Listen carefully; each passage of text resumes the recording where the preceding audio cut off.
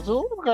Aujourd'hui, nous sommes avec Benoît, le survivaliste.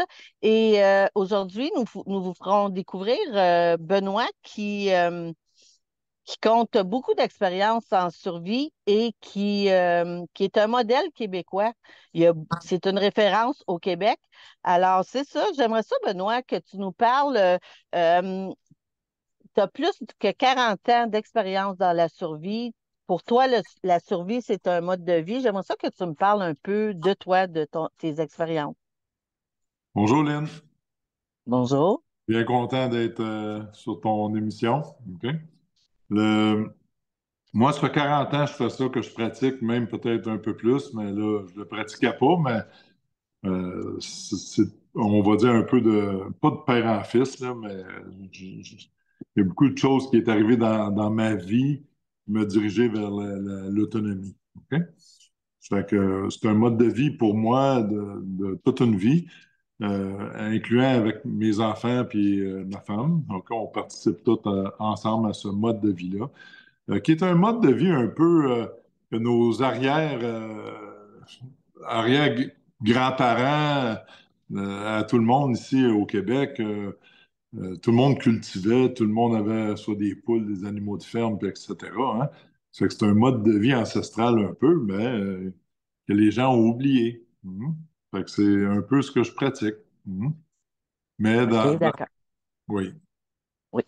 C'est ça, ta page web, t'écris vaut mieux se préparer avant que pendant. C'est ton exactement. adage. Oui, ben moi, c'est une manière de penser. Puis, si on se prépare avant, on va prendre un exemple d'une panne électrique majeure. OK?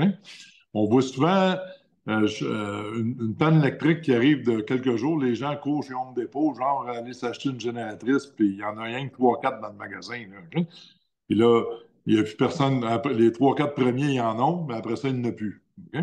Ça fait que quand tu attends la dernière minute pour te préparer, que ce soit, on a vu ça durant la panne, la pandémie, les papiers de toilette, ça se battait pour le papier de toilette, ça se battait pour des bouteilles d'eau, c'était drôle, OK?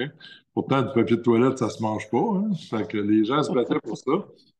Puis quand on attend, ben, on achète en panique, hein? Quand on attend qu'il arrive un événement, euh, puis c'est pas la bonne chose à faire. Vaut mieux acheter avant les choses qu'on pourrait avoir besoin, avec un état d'esprit tranquille. Hein? Ben, c'est ça que je pense qu'il y a la meilleure chose à faire de se préparer avant que pendant. Moi, s'il arrive une panne majeure ou une crise, un chaos, peu importe quel événement qui arrive, ben, moi, je suis tout calme, aucun problème. Je vais vivre à peu près comme d'habitude, OK? Et non pas en panique comme la plupart des gens. Mhm. Voilà. Mhm. Fait qu'en étant préparé, c'est un mode de vie où éventuellement tu évites la panique et puis les gens, c'est peut-être dans cette philosophie-là qui devraient commencer à s'intéresser au Ben oui. survivalisme puis à la préparation. Ben oui, plus il y a de gens à préparer, moins il y a de chaos. Faut pas oublier. Hein? Puis dans les magasins, là, prenez juste une panne électrique majeure, là, de long terme, de quelques semaines seulement, là, OK? Ben, regardez, la plupart des magasins vont être fermés. Le système bancaire ne fonctionne plus. Les cartes de crédit ne fonctionnent plus. Les cartes de débit non plus, ni les petites machines. Euh, les gens qui n'ont pas d'argent liquide sur eux, là, qu'est-ce qu'ils font? Hein? Ils peuvent déjà même plus acheter une pinte de lait. Les, les, les gens qui restent dans des condos, là, ben, il n'y a plus de chauffage, il n'y a plus d'ascenseur, il y a peut-être une génératrice dans le condo, mais le condo, la génératrice est temporaire jusqu'à temps qu'elle manque de fioul. OK? Parce que le camion qui fioule les génératrices, ben, il va sur appel habituellement. Hein? Mais en temps de crise majeure, il va-tu faire 1000 remplissages de génératrices? Non. Il va en faire, mais comme il peut. Puis, tu vas peut-être attendre des semaines avant d'avoir ton remplissage. OK? Puis, même dans les condos, on parle des condos de plusieurs étages, l'eau ne se rend pas. Ça prend des pompes électriques qui montent l'eau en haut. Fait que le gars en haut, là, à partir du cinquième étage à peu près, et plus, ben, il n'y a plus d'eau, plus de chauffage, plus d'électricité, pas d'ascenseur. Ça va pas très bien. Si en plus il n'est pas prêt, ben, ça vous donne une idée de la situation des gens, là. Mhm. À ces gens-là qui auraient des blocs appartements, qu'est-ce que tu pourrais suggérer? Ben, moi, je fais des formations pour, je suggère à ces gens-là comment se chauffer, comment s'éclairer, comment relativement bien vivre dans un condo qui est pas, qui est pas prêt à ça du tout, là. OK? Il existe des techniques et des objets à avoir pour réussir à cuire ta nourriture, bouillir ton eau. Mais tu sais, ces gens-là, la plupart du temps, ils n'ont aucun équipement, là. Mhm. D'accord. Mhm. OK. Et puis, les raisons pour lesquelles on devrait commencer à y penser, c'est un Ben, peu pour ça aussi, mais il oui, n'y a oui. pas juste les sphères, tu sais, quand on parle d'électricité, oui, mais y a-t-il d'autres choses qu'on devrait Ben oui. quand même. Oui. Ben, regardez, Lynn, si vous suivez un petit peu les nouvelles, mettons, internationales, OK? Ben, vous voyez un peu comment que ça marche en Ukraine avec les Russes. Hein? Là, il y a NATO qui va embarquer. Puis quand c'est NATO, ben, ça fait, le Canada en fait partie. Hein? Le Canada, les États-Unis, plusieurs pays, une trentaine de pays. Euh, ben, moi, à mon âge, là, je ne suis pas un jeune homme, là, OK? Je suis pas trop vieux, mais je ne suis pas un jeune homme. OK? Je n'ai jamais vu autant de menaces nucléaires que présentement. OK? Puis si vous Ah oui? suivez, ben oui, si vous écoutez un peu les nouvelles, que ce soit Poutine, que ce soit l'Israël, etc., l'Iran, la France, tout le monde se menace à peu près d'une guerre nucléaire présentement. C'est pas des farces, là, OK? C'est même pas drôle, là, OK? Il y a jamais eu autant de risques nucléaires que maintenant, OK? Depuis depuis la Deuxième Guerre mondiale. OK? On n'en parlait jamais avant. Puis là, ça, vous allez sur YouTube, les nouvelles internationales, World War III ou des choses de même, la Troisième Guerre mondiale, vous allez voir tous les gens qui en parlent, que ce soit Biden, que ce soit Trump, que ce soit n'importe qui, tout le monde l'a prononcé qu'on s'aligne vers une Troisième Guerre mondiale. OK? Fait OK. que puis si vous regardez un peu, euh, comme la Russie, qu'est-ce qu'elle fait à l'Ukraine, puis qu'est-ce que l'Ukraine fait à la Russie, ben, il essaye de, il envoie des bombes dans les villes pour faire tomber le système d'eau, le système électrique. Hein? C'est ça les choses majeures là, pour fucker un peuple au complet, là, OK? Ben, attaquer l'infrastructure de la ville ou du pays, hein, dont De l'eau. survie. Ben Oui. oui, c'est ça, l'eau et l'électricité. Hein, c'est de là-dessus qu'on vit, là. L'Amérique du Nord là, est électrifiée au maximum. On est à peu près les pays les plus électrifiés au monde. Puis l'électricité, là, puis regardez ce qui va se passer. Puis aujourd'hui, là, la Russie, les Chinois, l'Iran, la Corée du Nord, tous ces pays-là peuvent arrêter l'électricité en 2 minutes en Amérique au complet, rien qu'avec une bombe. Rien qu'une. Ça s'appelle un EMP. Hein? Puis l'autre fois, là, quand tout le peuple québécois regardait le ciel là, avec les belles aurores boréales qu'on a eues, là, le beau ciel, là, vous vous souvenez, il y a à peu près un mois, là, un mois ou deux, là, tout le Oui. monde prenait des photos sur Facebook, puis tout le monde était tout content de.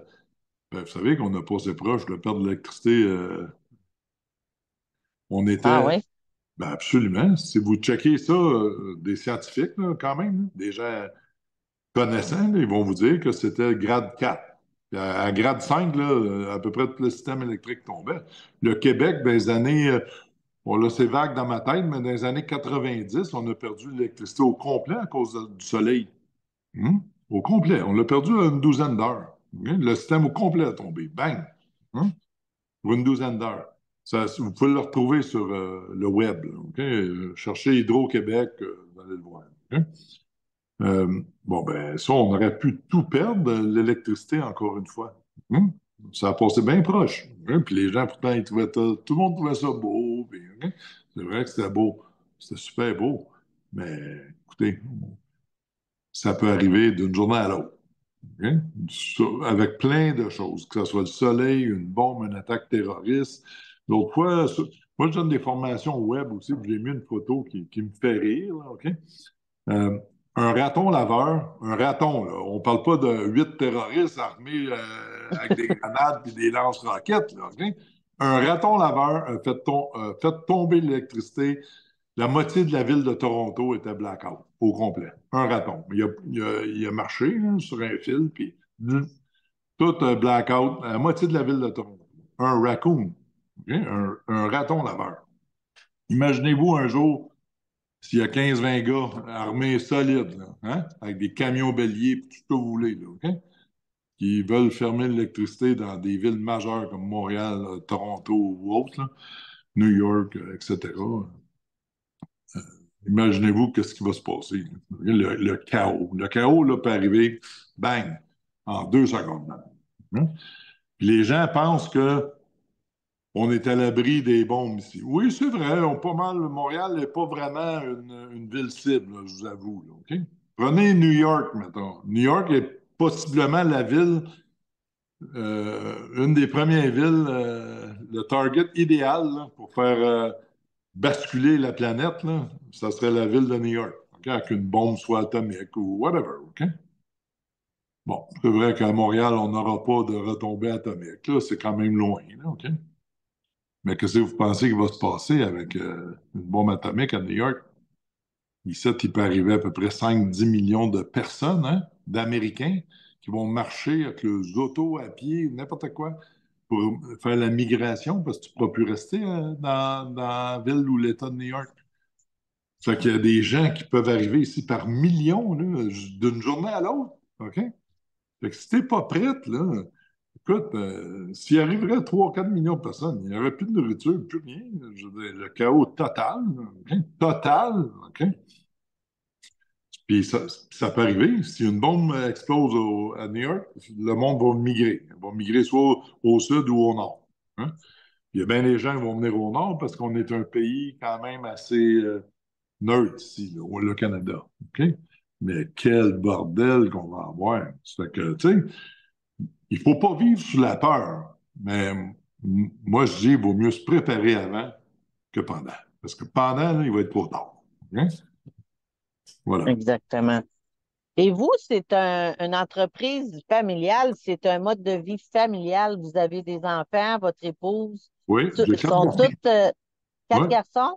quatre OK. garçons. D'âge adulte, là. OK. Et vous vivez tous en communauté dans le mode préparatif? Ben, moi, mes quatre garçons sont prêts à. Vraiment, on a un plan. Hein. On a un plan. Ça prend des plans. Regardez, je vais vous parler d'un plan, mettons, d'une famille. OK? OK? Un exemple qui arriverait une panne majeure électrique. OK? À une famille, une femme puis un couple, là, OK? Qui travaillent. Une travaille sur la route, l'autre travaille dans une usine, là, peu importe. OK? Puis ils ont 2, 3, 4 enfants là, dispersés dans la ville. Là. Deux à garderie, une à l'école primaire, l'autre au collège privé, whatever. C'est quoi le plan de match? Il y a plus de- C'est quoi le plan de match s'il n'y a plus d'électricité? Hein? Puis les parents, ça prend 8 heures pour arriver à la garderie ou la garderie est fermée. Ils sont rendus où, les enfants? Est-ce qu'il y a un plan de match? OK? L'école, vas-tu les garder si il n'y a plus d'électricité? Ils vont les garder jusqu'à quelle heure? Ils sont envoyés où, les enfants? Ben, c'est ça, je dis, ça prend un plan. Hein? Ça prend. Tu n'es pas obligé de paniquer. Les gens qui n'ont pas de plan vont paniquer. Ceux qui se préparent d'avance ne paniquent pas. Parce qu'ils savent que la gardienne ou la garderie, ben, ces enfants-là vont être amenés chez elle. Puis ils ont déjà l'adresse de la dame. Tu comprends-tu? Parce que quand les communications ne marchent plus, ben, c'est ça le problème. Là. Tu sais, tu arrives à la garderie, c'est fermé. Il n'y a plus d'électricité. Puis ils sont où tes enfants? Tu demandes-tu comment tu paniques? Voilà. Mhm. Ça fait que c'est ça la préparation. Mhm. Fait que dans le fond, votre mode de vie, c'est de la préparation, de la prévision, Oui, avoir les outils nécessaires, être formé, formé psychologiquement, mentalement et physiquement aussi. exactement. Oui, oui. Il faut que tu gardes une bonne forme physique, ça c'est évident. Hein. Je veux dire, Moi, j'arrête pas. J'arrête jamais, là. J'ai une bonne forme physique encore. Puis mes enfants aussi. Je veux dire, tout le monde est en forme. Puis on a toutes des tâches dédiées à chacun. OK? Et voilà. Donc, moi, j'analyse mes garçons puis ma femme, puis je regarde c'est où leurs forces et leurs faiblesses. Puis je laisse travailler la faiblesse, là, puis on travaille sur la force, ou ce qui est bon, dans quoi qui est bon. OK? Fait que voilà. OK?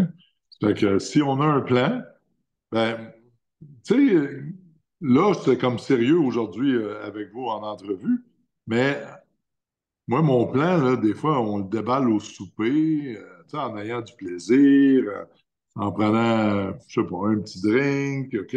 Tu peux parler de ces choses-là avec tes enfants, ta famille puis tes proches, là, OK? T'es pas obligé d'être bien sérieux tout le temps, là, OK? Nous, on fait ça dans une détente, là, OK? Puis on fait de la pratique aussi, OK? De la pratique sur plein de choses, OK? L'autre fois, moi, j'ai fait, bah, je l'ai mis sur YouTube, je pense. On fait de la compote aux pommes à l'ancienne. Au lieu de mettre du sucre blanc, là, nous, on met du sirop d'érable. Au lieu de mettre de l'eau, ben, on met du jus de pomme. OK? Tu sais, Hum. toutes sortes de choses qu'on pratique. Hein? Ma femme, elle pratique beaucoup de nourriture aussi à déshydrater. Puis, tu sais, on se pratique pendant que ça va bien. Comment dire? Ben, Tu te pratiques pendant que ça va mal, ben là, tu peux manquer ta shot, là aussi. Quand tu te pratiques quand ça va bien, ben, t'es en business. Mhm. fait que vos enfants ont grandi avec ce mode de vie-là. Oui, Dans le fond, vous les avez formés au jeune âge. absolument. Oui, ils ont commencé tout jeunes. Ils peuvent trapper ben, le trappage, hein, le colletage, on va dire, collet les lièvres, etc. Ben, moi, tous mes jeunes enfants sont quand même de trapper, chasser, tirer, pêcher, tous les enfants, hein, sans l'ombre d'un doute. OK? Ils sont très, très bons. Ils peuvent tout allumer un feu, peuvent tout bûcher, faire de la chainsaw. Ça, c'est des gars actifs, là, OK? Actifs, puis sont tous en bonne forme physique. Hein? Puis ils sont tous, moi, à 2, 3 ans, il y avait tous des 4 roues, puis des petits skidoo, puis des affaires de même. Je veux dire, on jouait dehors, là. Moi, il n'y a personne qui avait des affaires à piton, là. OK? Tu sais, comment tu appelles ça, là? Des petits jeux électroniques, là. Internet, oui. Non, non, madame. Non, non. On jouait dehors, puis that's it. OK? C'est parce que faut que tu joues dehors. OK? Faut que tu joues dehors. Faut que tu te promènes dans le bois. Faut que tu vives dehors. OK? En dedans, les petits jeux Internet, là, ça n'a pas d'allure. Tu vas au Saint-Hubert Barbecue, là, puis tous les enfants ont une tablette dans les mains. OK, ça fait peut-être des enfants intelligents, mais ça ne fait pas des enfants forts là, pour aller boucher, là. Tu comprends? Oui. Fait que, c'est sûr que ça relaxe les parents, là. Les parents aussi ont une vie difficile des fois, là, puis ils veulent relaxer un peu, là, mais quand même, les enfants, faut en prendre soin, faut leur montrer comment se débrouiller aussi. Parce que c'est pas le IGA là, qui nous nourrit en pourcent, hein.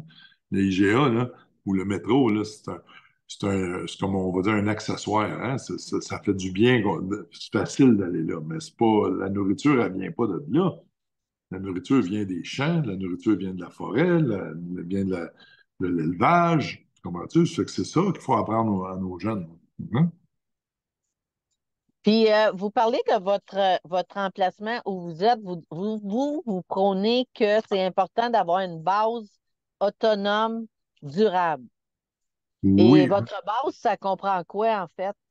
ben, regardez, tout le monde peut virer leur maison relativement. On parle pas d'un appartement, là, mais on parle d'une maison avec un terrain, là. Puis là, naturellement, plus ton terrain est gros, ben, mieux c'est, là, c'est clair, OK? Mais mettons qu'il y a des gens là, qui ont des petits terrains, puis que ça roule là-dessus, là, tu sais, il n'y a pas un pouce carré de perdu, là, OK? Pour faire de la culture, faire des arbres fruitiers, faire des champs, pas des champs, mais de la culture de légumes, OK?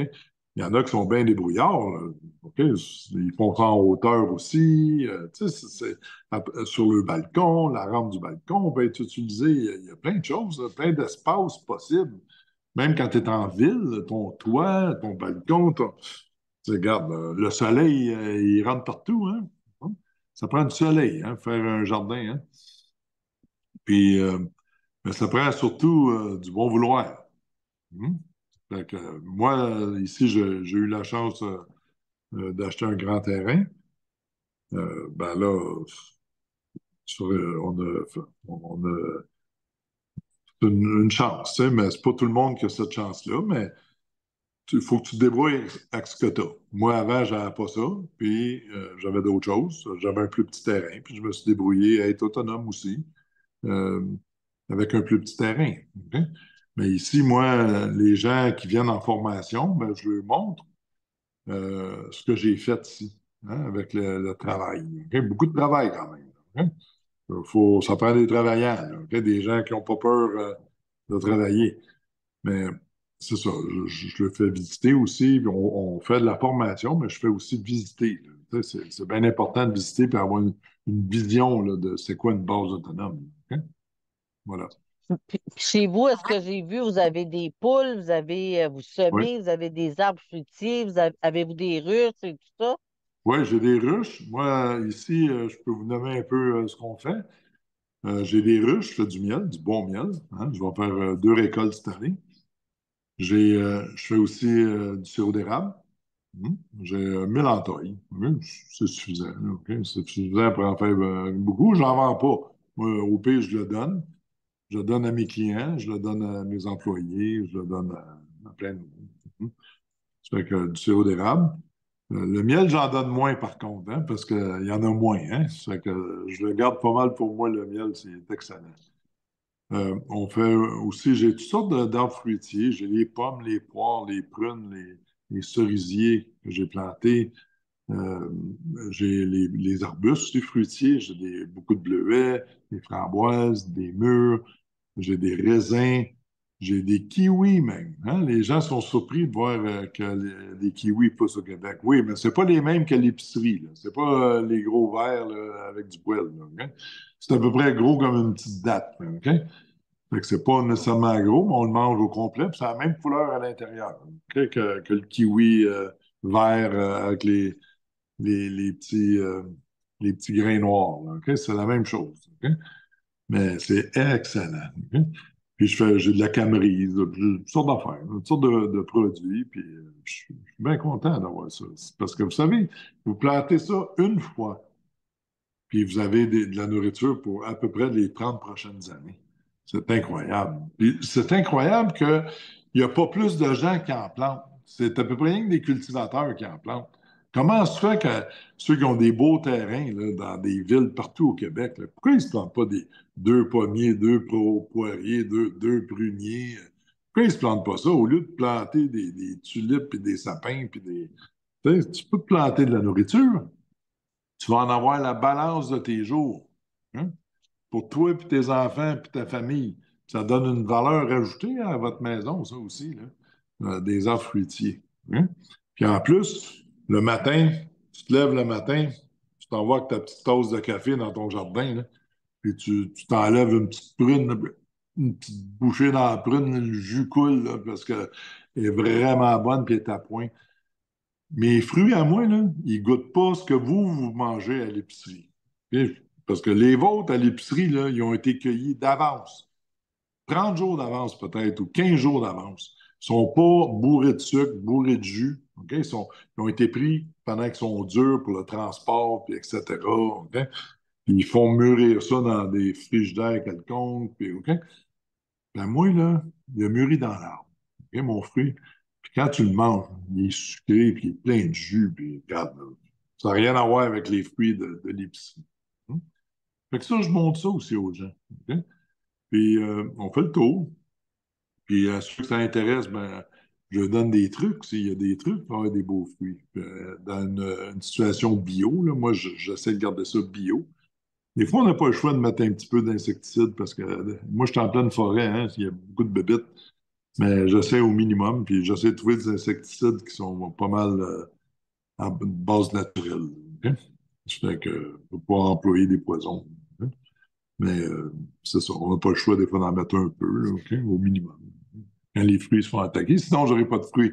Parce que moi, je partage les fruits ici avec les ours, les chevreuils, les ratons laveurs, les oiseaux, les milliers d'oiseaux, hein, puis les millions de bébites. Hein. Ça fait que, il faut que tu sois quand même.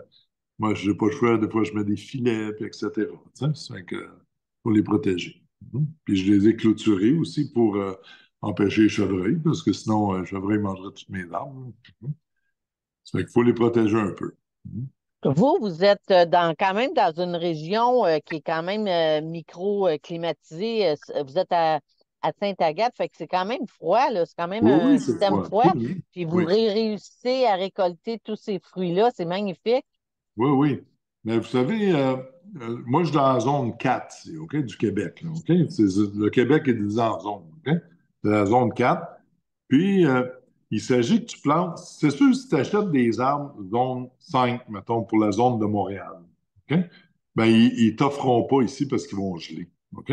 Il faut que tu prennes des arbres qui sont zonés comme 3, hein? Zone 3, zone 4. OK? Plus tu vas dans les zones froides, ben, plus ton arbre est résistant au froid. OK? C'est ça qu'il faut avoir. OK? C'est des choses que les gens, des fois, ne pensent pas ou ne savent pas. Puis, moi, j'ai checké pas mal de livres là, sur les arbres fruitiers. Il faut les tailler aussi. Hein? Un arbre laissé aller vient gros, mais les fruits sont petits. Fait que tu le coupes, tu le coupes, tu le coupes, puis l'arbre, il reste petit, puis il vient fourni au bout avec des gros fruits. Mhm.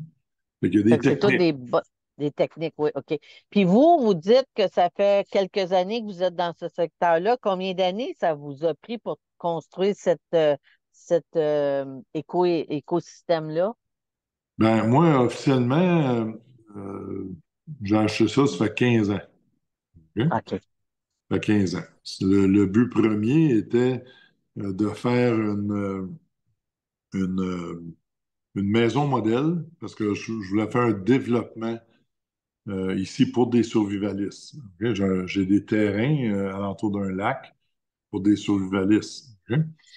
Mais ça a pris tellement d'années, là. Tu sais, je suis tombé dans le COVID aussi, puis tout. Puis, tu sais, fait que j'en fais plus de développement, finalement. Ça m'a découragé d'avoir toutes les encres, parce qu'on a une rivière à traverser. Tu sais, c'est compliqué avec les villes, puis le gouvernement, puis tout. Ça fait que j'ai comme abandonné un peu le projet. OK? Mais la terre est restée, puis j'ai continué à travailler sur la terre depuis les derniers 15 ans. Hein?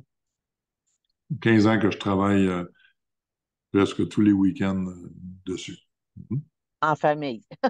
En Vous famille, êtes oui. une équipe. Vous êtes Oui, une oui, équipe. mes gars, ma femme, tout. Oui, absolument. Mhm. OK. Fait que j'ai su, j'ai lu un peu sur vous et j'ai vu que vous aviez participé au film qui s'appelle Le Déclin. Oui, J'aimerais oui, ça que vous me parliez un peu de cette expérience-là. Vous êtes quand même une référence. Ce film-là, Le oui. Déclin, c'est quand même réaliste que ça pourrait survenir. Puis ils se sont référés à vous. Vous avez participé à leur donner des conseils, à leur donner Oui, vos expériences. J'aimerais oui. ça que vous me parliez un peu de ça. Bon, d'accord. Ben, le producteur est venu ici. Ben, il m'a contacté pour commenter, le producteur du film. Puis, on s'est rencontrés au restaurant, on a jasé, puis etc. Puis, il aurait bien voulu louer ma base ici, hein? Mais que j'ai refusé parce que c'était neuf. OK? Ça ne me tentait pas là, de quitter pendant des mois de temps. Puis, des fois, il faut que tu sortes ton chien, tes poules, tu sais, parce qu'ils veulent du silence, peut-être, hein, etc. Fait qu'il était comme 60 personnes hein, pour faire ce film-là. Hein? Ça fait que ça faisait beaucoup de monde. Hein? Ça me tentait pas de ramasser des canettes d'eau puis de 7-Up puis de Coke un peu partout sur mon terrain. Là. Ça fait que non, j'ai refusé, mais j'ai quand même passé beaucoup de temps avec ces gens-là. Lui, il avait amené un caméraman, il est venu sur place, il a vu comment un survivaliste vivait. OK? Il a filmé, il a vu c'était quoi. Il a pris beaucoup d'idées ici. On a parlé beaucoup. OK, pour moi, c'était une très belle expérience. Puis j'étais bien content aussi de participer. Puis il a pris plein d'idées que j'ai suggérées. Naturellement, c'est lui qui a fait son film, c'est évident. Puis à la fin, si vous écoutez le film Le Déclin, ben, il y a un gros, dans le lexique à la fin, là, ben, ça dit merci à Benoît et à Nancy. Tu sais, ça fait qu'on a été invité à la première, naturellement, du film, qui était très gentil de nous avoir invités. Puis j'étais bien content. Oui, mais oui, c'était une belle expérience, puis il était très content des conseils qu'il a reçus. Puis le film, en passant, c'est un succès mondial. Hein? Je ne sais pas si vous savez, là. C'est un succès mondial. OK? C'est un film Ok. qui est choquant. Quand Ouais, même si on connaît le milieu du survivaliste, c'est un film qui est choquant parce que c'est plein de qu'est-ce qui pourrait arriver, puis on se dit, mais voyons donc, parce qu'on est quand même dans une région au Québec où il y a la neige, il y a le froid, il y a la glace, il y a les eaux glacées. Puis dans ouais, le film, ça se passe en hiver. Fait qu'on voit tout qu'est-ce qui oui, pourrait arriver au niveau extrême, au niveau oui, du survivalisme absolument. dans nos saisons à nous. Oui. Fait que moi, je connais le survivalisme assez bien, mais là, c'était comme, wow, Ouais. on est choqués. Puis ça, je le suggère à tout le monde parce que ça peut quand même éveiller les gens de voir ce film-là, là, de dire, ben, supposons que, tu sais, supposons que. Vous savez, survivre en hiver, là, c'est un autre pain de manche, là, je vous le dis, moi. Puis là, il y a quelqu'un qui avait tombé à l'eau, puis tout.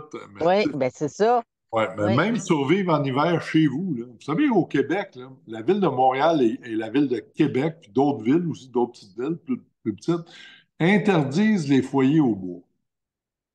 Interdisent l'installation d'un foyer au bois. Faut-tu être complètement déconnecté de la réalité? Une panne électrique, là, pour Montréal, là, majeure, là, de quelques jours durant les -20, -30 degrés, comment la ville va prendre soin d'1 million ou 2 millions de personnes? Pouvez-vous m'expliquer ça? Ces gens-là, pas de chauffage. Pas de chauffage, tous les tuyaux de la maison vont péter aussi. Vous comprenez? Comment tu fais pour interdire d'avoir un foyer au bois à Montréal et puis être aussi sensible au bris électrique? Ben, moi, je comprends pas. Moi, ça me dépasse. Non, non, mais c'est vrai. Tu sais, comment tu fais pour faire ça? Moi, j'achèterai jamais une maison sans foyer au bois. Vous comprenez? Parce que les pannes électriques, on peut y compter par dizaines par année. Là. OK, des petites pannes, 2, 3, 4, 5 jours. Là, OK? Pas de problème. Il peut en arriver une grosse. Là. Comment tu vas faire pour prendre soin de tout ce monde-là? Hein, je ne sais pas comment ils vont faire. C'est impossible. Mhm. mm, Impossible de OK, prendre soin. Mhm. Voilà. exactement. Alors, c'est ça, Benoît, vous offrez là, on va avoir les dates éventuellement, mais vous offrez des cours, Oui, des formations. Oui, des oui, des formations. formations. Oui, Oui, OK. oui. Les gens viennent me Pouvez-vous nous voir parler ici. juste un peu des formations que vous offrez et dans quelles conditions? Je sais qu'il y en a chez vous sur place où vous montrez sûrement les technicalités, puis il y en a aussi sur le web. Oui, C'est oui. Mais ça? le web, c'est surtout pour les gens, mettons, qui habitent très, très loin. OK? Comme moi, j'en ai des fois des gens, même d'Europe. Tu sais, j'ai des gens qui sont venus de Dubaï, j'ai des gens d'un peu partout là, OK, qui viennent ici. Mais le web aussi, ça se connecte de partout dans le monde. OK? C'est pas un problème. Mais le web, ben, pas que c'est pas bon, mais c'est moins bon que sur place. OK? Sur place, c'est l'ultime. OK? Là, on a le feeling humain, on a, je fais des démonstrations de produits, puis du produit, j'en ai. OK? Je permets aux gens de prendre des photos de tous les produits avec le nom du produit, puis je leur dis où c'est qu'ils peuvent l'acheter. Moi, je vends rien. OK? Je ne suis pas un vendeur d'accessoires. OK? Mais pour les gens, mettons, j'ai 10 produits, il y a peut-être 10 produits que le gars, il en veut deux là-dedans. Bon, ben, il prend en photo. OK? Fait OK. qu'il prend en photo, il peut le retrouver et l'acheter plus tard. OK? Mais ça, c'est un exemple. Mais sur place, ben, c'est ça. Il y a la démonstration de produits aussi. Ça, c'est pas pareil, hein? Puis je fais essayer à des gens des choses aussi, OK? Fait que la démonstration de produits, puis aussi la visite de la base et aussi les champs fruitiers. On a une source d'eau, j'ai un champ, j'ai un beau pas une salle, là, un beau champ de tir là, aussi que j'ai fait, là, si on voudrait, c'est pour moi, là, OK? Mais je montre ça aux gens aussi pour garder sharp pour la chasse, hein, ou la défense, OK, ou peu importe. Mais je fais visiter, OK? Ça fait que ça, c'est important aussi pour avoir une vision pour des gens, des fois, qui veulent se bâtir une base. Ben, des fois, ils ne savent pas par où commencer, mais s'il y aurait une vision d'une base autonome, ben voilà. Ils peuvent partir avec les photos, puis déjà, comme référence, puis je montre que ce soit les systèmes euh, de génératrices, le système, j'ai une source d'eau naturelle ici aussi, hein? J'ai un puits, naturellement. Comment sortir l'eau du puits, ma chère dame? Y a-tu du monde, ça, même de sortir sans électricité? Sortir l'eau du puits, c'est pas si facile que ça. Fait que je montre plein de choses de même, hein? Comment sortir l'eau d'un puits, trouver de l'eau en forêt, hein? De l'eau bonne à boire, OK? Tu sais, il y a beaucoup de choses. Il y a beaucoup aussi, on parle un peu des plantes sauvages, naturellement. On parle des champignons. Il y a beaucoup de nourriture dans la forêt aussi. OK? Ça fait qu'on peut. Puis je donne des méthodes aussi de trappage, de pêche qui sont hors de l'ordinaire. OK? Tu sais, la pêche, un exemple, on sait tous qu'on va pêcher avec une canne, mais moi, je présente d'autres produits pour la pêche. OK?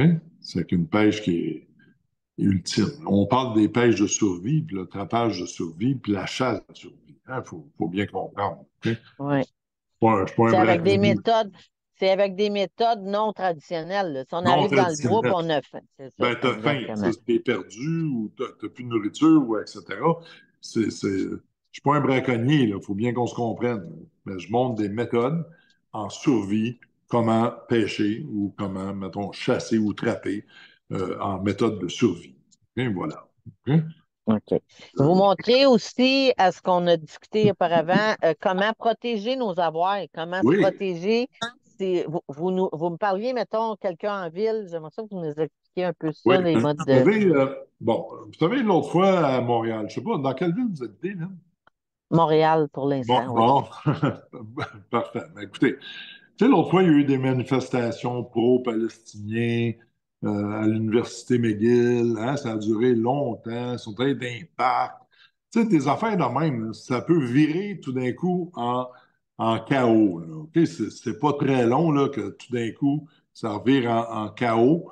Puis, euh, bon, puis là, admettons, il y a des pannes électriques, admettons que si, il y a ça, ou il y a, tu sais, l'eau, l'autre fois, le gros tuyau qui a pété à Montréal, tu sais, que le monde, là, ils ont faim, là. Là, vous savez que le crime a augmenté beaucoup à Montréal, hein?